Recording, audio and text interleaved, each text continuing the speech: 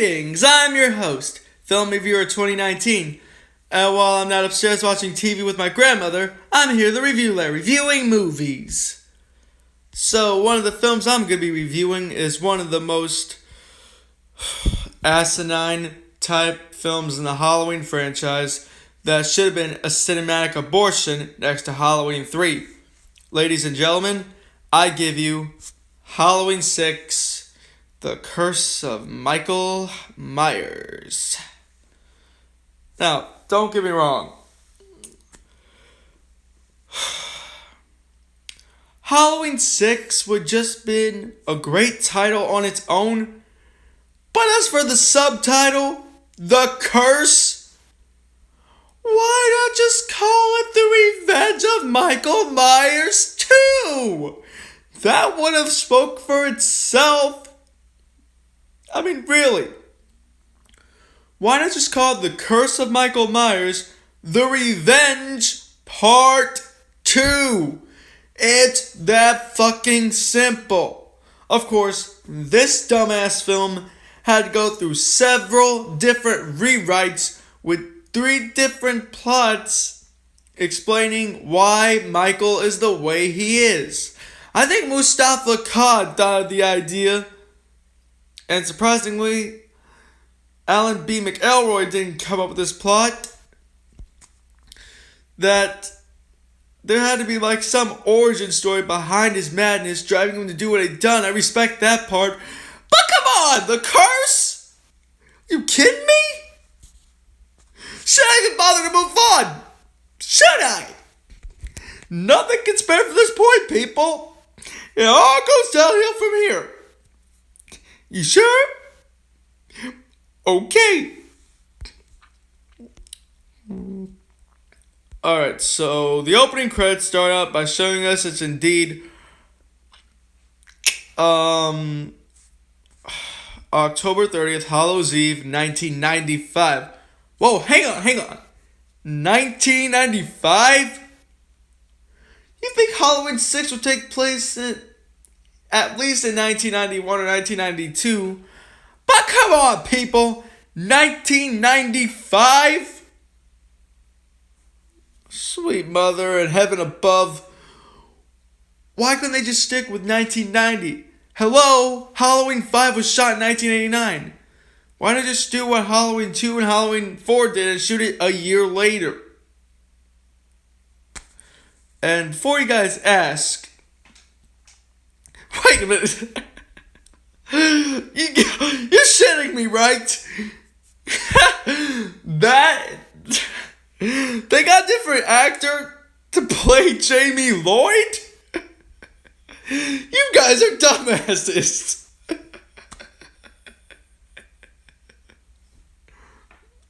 Of course, that is not Danielle Harris playing JC. That's not Danielle Harris playing Jamie Lloyd. That is, in fact, J.C. Brandy. But there is one thing that I think is pretty fucking sad about this character. This is the only film she finally gets killed off in. You see, fun fact, Jamie Lloyd, when she was a child, survived her mass murder uncle's killing spree in 1988 and 1999. 1989, I mean. But, anyways, so she's been taken to some kind of, wait a minute. That's not the way to a delivery room? And who's the man in a Celtic cult-like cloak? Where are these assholes taking her? None of this makes any damn sense. Fake movie? Oh, what kind of retard wrote this scene? Anyways, Jamie is about to give birth and she's taken to Wait a minute. I know who she is. She's in the Cult of Thorn. Yeah, that's right. There is a Druids-like Celtic cult in this franchise. But, you see, in the flashback, the cult kidnapped Jamie after, unfortunately, for some damn dumbass reason, and I'm not kidding either, the freaking, this drives me nuts. The Man in Black breaks him out. Why would the Man in Black from the first two films break out the most vicious serial killer that the town's history banned Halloween from, break him out the following year? What, was the son of a bitch waiting for him to get incarcerated? Who were the writers trying to screw up the other one's plots? I mean, what's up with all the Man in Black shit in this movie? Were they drinking too much Jack Daniels, or hell, eating too much black licorice? Mustafa Akkad, I give you credit. But come on! What is with the Man in Black shit? I mean, hello? Hello? You dumb? You can't just do that for no reason, man. Anyways, trying to prove my point.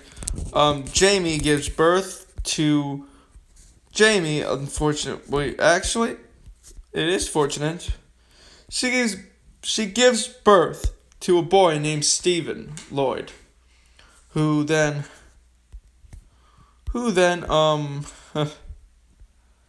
Tommy Doyle, brilliantly portrayed by Paul Rudd. Hang on!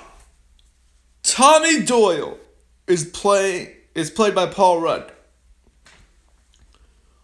Okay?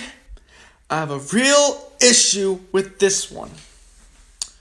Why in God's name would they get the best comedy actor we know today to play one of the main heroines from the first film? This is stupid!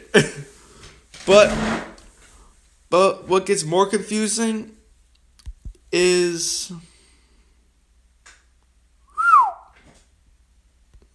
we have to spend more time off of Dr. Loomis, who was played by Donald Pleasance, to make room for this douchebag.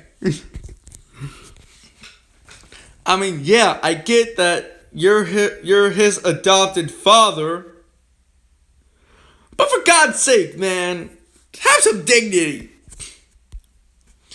Anyways, Jamie, after she gives birth, here's Michael coming to the hospital. She hears the door slam, and a midwife tries to help her escape. And, of course, she tries to run for herself. And how does she deal with this? Oh, yeah. This where it gets really fucked up right here. We need a bullshit excuse for Michael to get back up on screen and kills another person. I'm like, dude, what the fuck, man? Why shoot a scene like this in Haddonfield Memorial Hospital with a loose spike jolting out of the wall? This scene is so fucked up on so many levels. I mean, one, don't stop running when you hear someone walking up behind you unless you know it's the fucking shape. You know you're gonna die, you stupid bimbo. Why didn't you just run away with her, you dumb shit? Michael came after you fair and square. What the hell? God.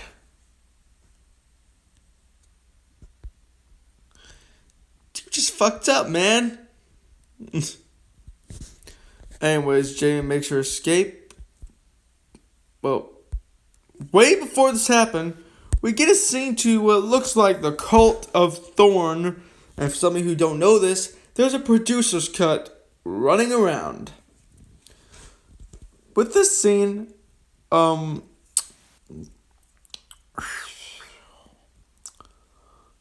in this scene, there's a narration by either, if you see the producer's cut, Paul Rudd.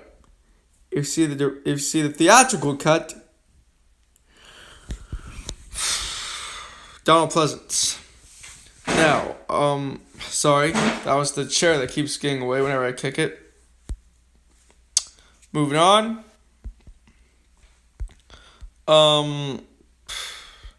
Jamie escapes, but she, oh, John! Alright, John let me say anything before that happens. There's another family living in the Myers house. The Strodes. Wait a minute! Strodes living in the Myers house. Strodes living in the Myers house. No! This is so fucked up in the fucking script that they were so fucking stupid they might as well call themselves bimbos off the bat. No. You moved into the house of the most notorious serial killer, and you're gonna risk your own lives? Okay. It's your funeral. But anyways, you got Deborah, the shy housewife, Karen, the innocent daughter, Danny, the tough son, and not sure what her brother's name was, but he's like the antics of future Shaggy. Oh, and of course, we only got one other problem.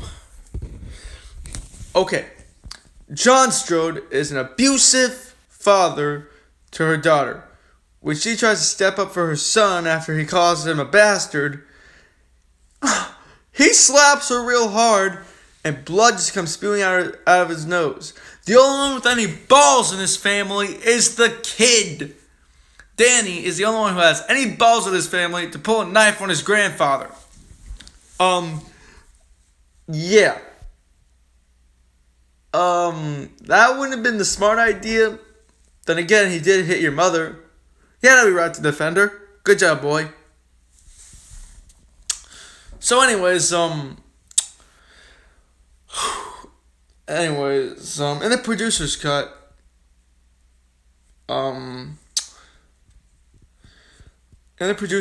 you go outside. Danny goes to this window, right? He goes to the window, and he sees Michael outside. He didn't say a word. All he heard from him was, Danny, kill for him. What is that supposed to mean? Like, Michael's getting too old for this bullshit and he's trying to retire? Anyways, before that point, Michael, unfortunately, was stalking Karen, kind of like how he stalked Laurie in John Carpenter's Halloween of 78, but he was stalking Karen when he was stalking Karen in front of the Haddonfield Memorial College? Whatever happened to the high school scene? And for some of you who've seen this movie or haven't seen it, you guys probably didn't notice that part. So anyways, Tommy takes the baby over to his house, where Danny followed him. And Karen says, "What are you doing with my son?" And that's a very good question, because she doesn't know the guy. Oh, before that, he was staring through Karen's window in the Myers house, having a peep show. I don't blame him, man. So anyways, she says... Actually, she asked Danny, "What are you doing here?" That's a very good, solid question. And she asked Tommy, "What are you doing with my son?" Then again, a very solid point. And he asked, "Do you know whose room this used to be?" And I know which room he was talking about. When he was over at the Myers house with them. It sounds like, he was indicating that was Judith's room. And they go downstairs. Danny was gone again. He went downstairs and they found him. And of course, the man in black was... Well, you guessed it.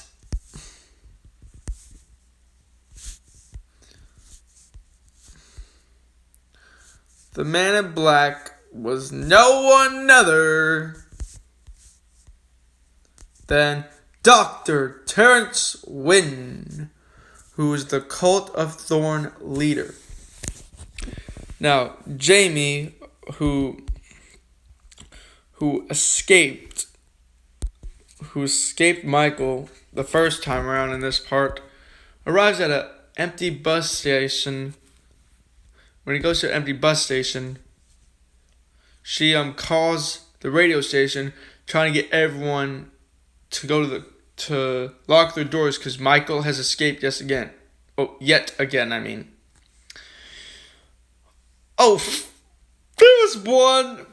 There's one dumbass who will not listen to reason. And unfortunately, the only one who believed her was Tommy. Yeah, unfortunately in this film, Tommy Doyle is the new Dr. Loomis. Because look at this guy. He looks like he's about to drop dead. And he's old. He's old. How long could he possibly live for on this part? Anyways, Jamie calls the Barry Sims station. And he said this. He says, "Charles, what the fuck is going on here? We get so many damn prank calls all the time." And she hides in a bathroom stall, hoping he won't find her. But when he opened it, she knew he was coming, so she hopped through the back window, which she was luckily to find. She drives off, crashes into a barn. Michael finds her. And there are two different kill-offs for her in this film. One, Michael picks her up by the throat and throws her on the corn thresher. Third, stabs her in the back, literally. And her last words were, "You can't have the baby. Michael, you can't have the baby." But in the producer's cut, she lives longer. In the theatrical cut, she just killed off by corn thresher. He tries to get her to help her up. He holds up his hands and just slams her on it and turns it on. So does he go to retrieve the baby? No! He got fooled by a bunch of bounty paper towel rolls. Fooled you! So where does she hide the baby? In a supply cabinet. So Tommy goes to retrieve the baby after following a blood trail in a bus station before they meet Danny and Kara Strode. So the next night, Deborah Strode gets a call saying, "We want the child," because they were looking for Stephen. Michael was standing behind her a few rooms down, and she looked at him, run from him. She looked up and off with her head. Before that, Loomis went to talk to her. This, and I can quote what he said on that part. This force that grew inside of him, contaminating his soul. It was pure evil. She asked, what makes him think he'll come back here? This force, he has all his memories here. His rage. I beg you, Miss Strode. Don't suffer like the way that Laurie and her daughter suffered. So anyways, after Jamie died in a barn, Michael, for some reason, set the place on fire, burning a druid's thorn in there. What happened here? It's his mark. He's come home. So the cops and the guys think he's starting up a ghost story. And he says that there was no ghost, that Jamie was literally on the phone. Tommy, however, was replaying the tape all over again, knowing exactly where he's gone. Knowing exactly where he's going. So, long story short, he goes to the hospital and telling him she's not the last of his bloodline. Stephen was. So they have an encounter with Myers, and in the producer's cut, they go to a freakish lab with fetuses and Nickelodeon slime, because they're performing the Curse of Thorn projects on them. And they were going to use Steven the same way. But Michael, unfortunately, killed off the lab techs. I'm guessing he didn't want them to put experiments on him. Maybe there is a slight bit goodness in his part for defending the kid. But the one thing... Oh! This scene is messed up. I mean, he takes this part's not messed up at all. He takes a machete-like scalpel in the operating room massacre. What is he turning into? Jason Voorhees? No way in hell. I mean, look at this. I respect this mask because I get 6 years after the first one. But really, just this mask looks like it's more angrier than the fifth one. Sorry, excuse me. Meanwhile, in the producer's cut, in the Cult of Thorn, close to the end, Michael, however, was standing there, looked like an asshole, where Kara Strode was prepared for a ritualic sacrifice. Because according to the Thorn curse, in order to save Michael's tribe, because it said in there, one child from each tribe will be inflicted with the curse of Thorn, and they managed to do blood sacrifices on the night of Samhain, which is Halloween. So Michael's just standing there, and the baby is supposed to be the final sacrifice. And meanwhile, Danny Strode is supposed to be the next up Michael Myers or something. So he was supposed to be forced to ritually sacrifice his mother. And when Kara says, you don't have to kill the baby, and she said, you know whose baby it is, don't you? And she figured out the baby was Michael's son? Michael's a sick Uncle Fuck! He impregnated his 15-year-old niece just because of a fucking curse of thorn to save himself from the whole tribe on Samain? Because they had no other projects to result into the Myers' name? That guy's just a sick, twisted fuck. God! Just... Oh! Of course, it's a messed up flashback. I'm glad I didn't find that. I'd probably barf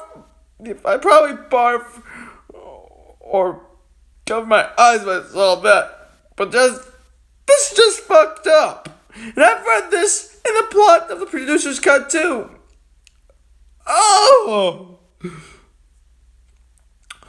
Let's get away from this scene, shall we?